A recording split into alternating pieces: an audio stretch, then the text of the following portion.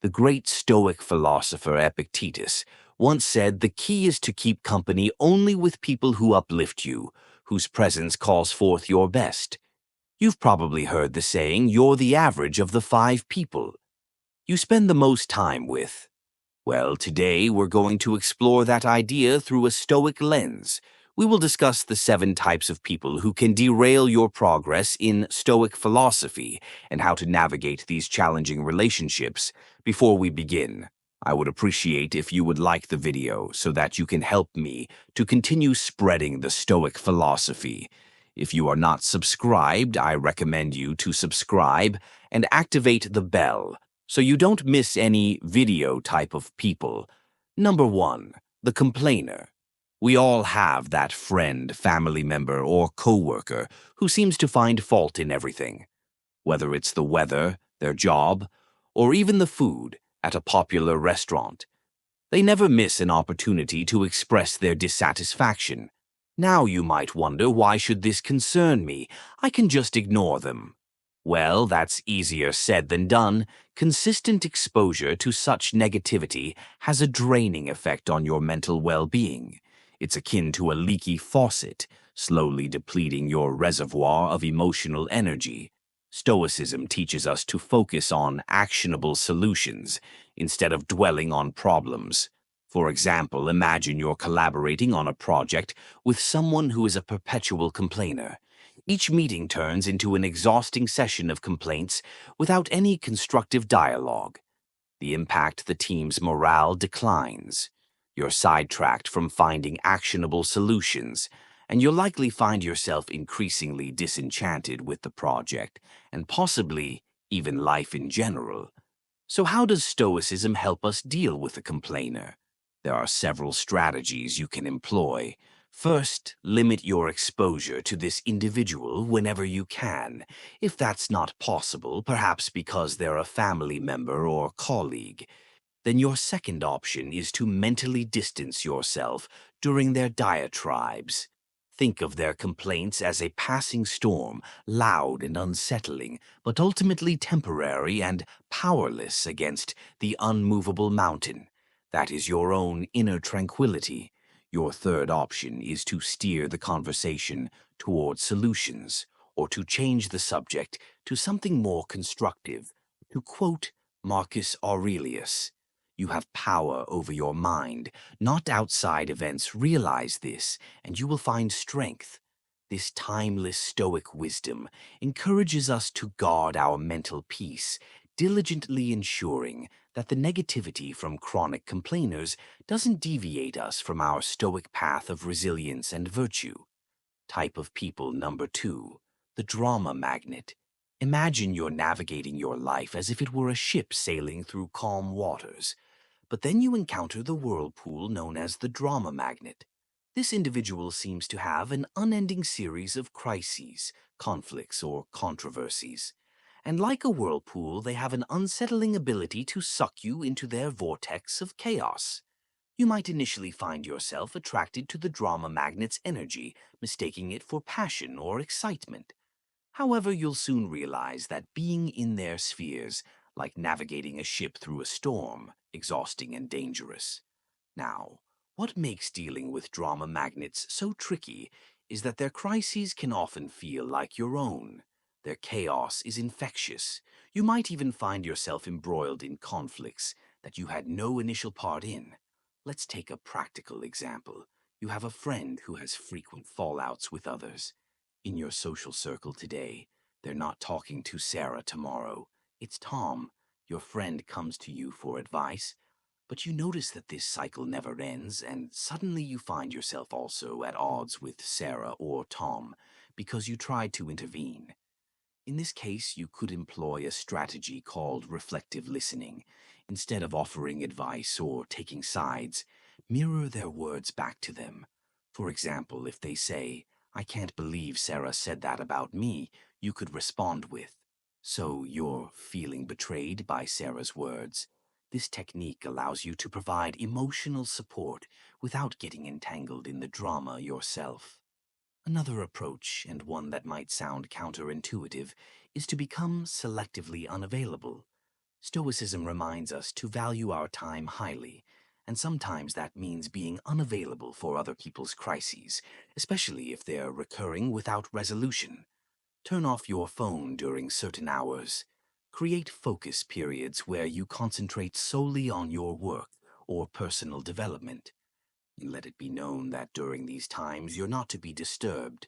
To paraphrase Seneca, true happiness is to enjoy the present without anxious dependence upon the future. This can be particularly helpful when dealing with drama magnets. Instead of anxiously wondering what crisis will happen next, concentrate on the present moment where you have control. Enjoy your life and don't let it be disrupted by someone else's drama. Make it a point to sail your ship calmly, steering clear of whirlpools that threaten your voyage towards personal growth and tranquility. Type of people. Number 3, the naysayer picture. This, you're an artist painting a canvas. Each brush stroke adds color, depth, and life to your vision. Enter the naysayer. They walk into your studio, glance at your work, and immediately begin to critique it. You sure about that color that doesn't look realistic? You know, most artists never make it right. Their words, like strokes of gray paint, start to dull your vibrant canvas. This isn't your standard constructive criticism, which can be valuable. Instead, it's a persistent aura of doubt and negativity. For example, let's say you're excited about pursuing a new career path. You've done your research, spoken to professionals in the field, and maybe even taken a few preliminary courses.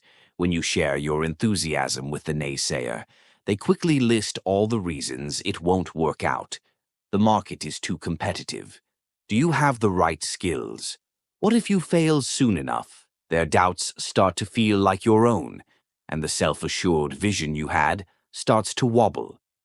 Now, how do you deal with a naysayer, especially when they might be someone close to you? One unconventional but effective method is to ask them for advice rather than just sharing your plans or aspirations. When people are put in an advisory role, they're less likely to attack your ideas outright and may offer more constructive feedback. Another method involves flipping the script through a technique called positive confrontation. Instead of absorbing their negativity, challenge them to think of solutions. If they say you'll never be able to switch careers at this stage counter, with interesting perspective, how do you think someone could successfully make a career change? Then this not only deflects the negativity, but also encourages a more constructive form of conversation. Remember the words of the Stoic philosopher Epictetus: "We have 2 ears and 1 mouth, so that we can listen twice as much as we speak." Listening doesn't mean absorbing everyone's negativity. It means discerning valuable input from mere noise. When the naysayers start to cloud your canvas with their shades of doubt, take a step back, listen, reflect, and continue painting your own life with the colors that speak to you. Don't let anyone turn your vibrant masterpiece into a dull gray landscape. Type of people. Number 4, the victim. Imagine life as a game of chess. Each player has the same pieces and the same goal: to checkmate the opponent's king. You think strategically, make some sacrifices, and take some risks. The victim, however, blames the board, the pieces, or even their opponent for every poor move they make in their eyes. They're perpetually in checkmate, not because of their choices, but because of some external force working against them. Their narrative is a never-ending tale of woe, with themselves cast as the helpless protagonist. I can't get ahead in my job because my boss dislikes me, or I can't get fit because I have bad genetics. Now, it's crucial to note that some people face genuine hardships and systemic issues. However, the victim we're discussing uses their predicament as a permanent excuse, refusing to take any responsibility for their actions or lack thereof. You might find yourself entangled in their storyline, perhaps as the supporting character who constantly needs to rescue them. Let's say you've spent countless hours listening to a friend blame their endless string of failed relationships entirely on their ex-partners. Not only does this suck up your time, but it can also subtly encourage you to adopt a similar victim mindset in your own life. So what's your move when dealing with a victim? It might be tempting to become their savior, offering endless advice and emotional support. But the Stoics would caution against this. They'd recommend drawing a firm boundary to protect your own mental state. You could employ a technique known as compassionate detachment. Show empathy and kindness, but don't try to rescue them from situations they need to navigate themselves. Offer a listening ear, but refrain from becoming their perpetual problem solver. Marcus Aurelius once said, "The best revenge is to be unlike him who performed the injustice." If you find yourself sucked into the victim's narrative, resist the urge to become one yourself. Take control of your own game board, make your moves, and remember, in the chess game of life, being perpetually in checkmate is often a choice, not a fate. Keep your pieces moving forward, make strategic sacrifices when necessary, and play not for revenge or pity, but for growth and wisdom. Type of people. Number 5, the toxic positivist. You know, this person. They're always exuding sunshine, rainbows, and endless streams of emojis. They're the ones telling you to just be happy when you're going through a difficult period, dismissing your feelings and experiences with a flip-pant wave of glittery optimism. Imagine your life as a garden. There are flowers, but there are also weed. And pests, a toxic positivist. However, insists on ignoring anything that isn't a blooming rose, got aphids on your leaves. Just focus on the flowers. Don't let negativity into your garden, they'd say. While it sounds uplifting, their approach can make you feel invalidated and disconnected from reality. Suppose you're going through a tough breakup. You're sad, confused, and seeking some emotional balance. The toxic positivist's advice: there are plenty of fish in the sea. Just smile and be happy. Music. This sort of excessive positivity neglects the complexities of human emotion and the realities of life's challenges. How do you cultivate your garden without letting the toxic positivists trample it with their indiscriminate sprinkling of good vibes? Only one strategy is to engage them in a discussion that embraces both light and shadow. If they say, "Look on the bright side, at least you have your health," you could reply, "Yes, I'm grateful for my health, but it's also okay for me to feel upset about this specific issue. Both can coexist." You can also employ what psychologists call emotional granularity, the ability to feel and differentiate between a wide range of emotions, both positive and negative. When the toxic positivist pushes you to just be happy, take a moment to acknowledge and label your nuanced feelings. "I'm feeling a bit melancholic today due to X, and that's okay," can be a liberating affirmation to reference Stoic thought. Seneca once said, "True happiness is to understand our duties toward God and man, to enjoy the present without anxious dependence upon the future." Notice the balance, understanding duties which aren't always pleasant, and enjoying the present. A Stoic approach isn't about focusing solely on the positive or the negative. It's about embracing life's complexity with equanimity. So the next time the toxic positivist sprinkles their confetti on your carefully tended garden, take a step back. Remember, a garden needs both sunshine and rain to flourish. Embrace your full emotional spectrum and keep nurturing your garden with the richness and complexity it deserves. Type of people. Number 6, the manipulator. Picture your life as a movie script.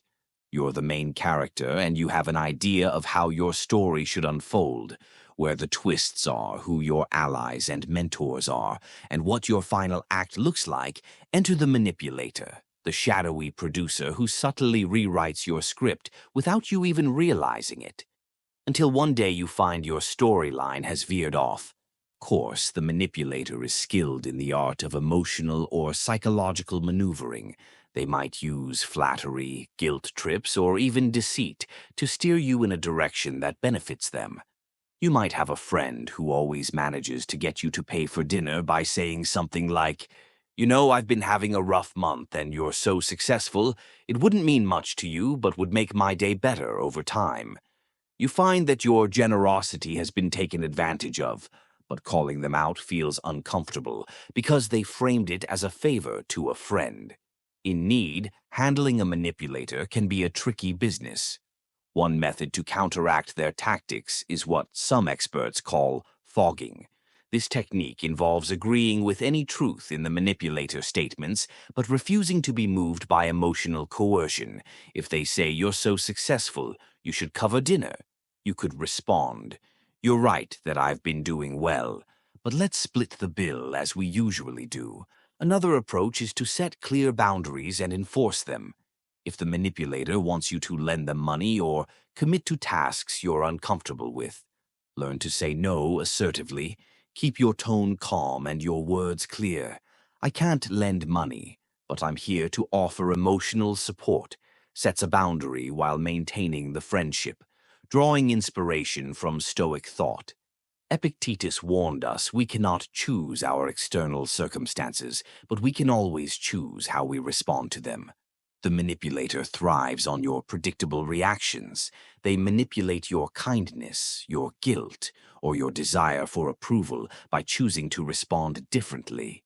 You're taking control of your script again. So if you find a manipulator lurking in your life, remember that you're the one holding the pen. Your storyline is yours to write. And while the cast may include a variety of characters, the protagonist's journey, your journey should always be guided by your own values and decisions. Reclaim your script and don't let anyone manipulate your life's narrative. Type of people. Number 7. The name Vampire. Imagine your daily routine as a carefully crafted symphony. Each instrument represents a task or commitment, and when played together, they create a harmonious balance. But then, the time vampire joins in, screeching off key, drowning out your melody, and turning your beautiful composition into discordant noise. The time vampire is not necessarily malicious. In fact, they might seem quite benign. It could be a colleague who constantly interrupts you with trivial questions, turning your productive workday into a series of fragmented moments. Or it could be a friend who invites you to countless social events that you're not interested in, making you feel obligated to attend and drain your time and energy. These interactions might seem inconsequential in the moment, but the cumulative effect can be profoundly disruptive. So how do you protect your symphony from being ruined by a time vampire one? Effective strategy is the Pomodoro technique, a time management method that involves breaking your work into intervals, traditionally 25 minutes, separated by short breaks. During these intervals, you make it clear that you're not to be disturbed. This sets a boundary that protects your most productive times from being nibbled away if you find yourself dealing with a social time vampire. Remember that saying no is not just okay, it's essential for your well-being. Instead of offering elaborate excuses, a simple, "I appreciate the invite, but I can't make it," suffices. Declining an invitation is not a rejection of the person. It's an affirmation of your own needs and priorities. In the words of Seneca, "Life, if well lived, is long enough." Stoicism teaches us that time is one of our most precious resources, one that should be allocated wisely. It's the canvas upon which we paint the portrait of our lives at, and we should be highly selective about who and what deserves a stroke of our brush in the grand composition of your life. Make sure each note, each instrument, each melody aligns with your greater purpose. Don't let the cacophonous intrusion of a time vampire throw your symphony into disarray. Hold the baton firmly and conduct your life with purpose, ensuring that every moment is a note well played in your harmonious masterpiece. As we reach the finale of today's exploration into the characters who can derail our path towards stoic resilience and wisdom, let's not forget that self-awareness is key. It's easy to recognize these types in others, but the more challenging and enlightening task is to look within. Are you perhaps unintentionally playing one of these roles in someone else's life? Remember, Stoicism isn't just about navigating the world, it's also about understanding and improving ourselves. If today's discussion has sparked a realization, an epiphany, or even just a bit of introspection, I'd love to hear from you in the comments section. Write your thoughts, share your experiences, and let's engage in a dialogue that enriches us all. So until next time, may your choices align with your virtues. May your actions reflect your wisdom, and may your life be the masterpiece you're meant to create.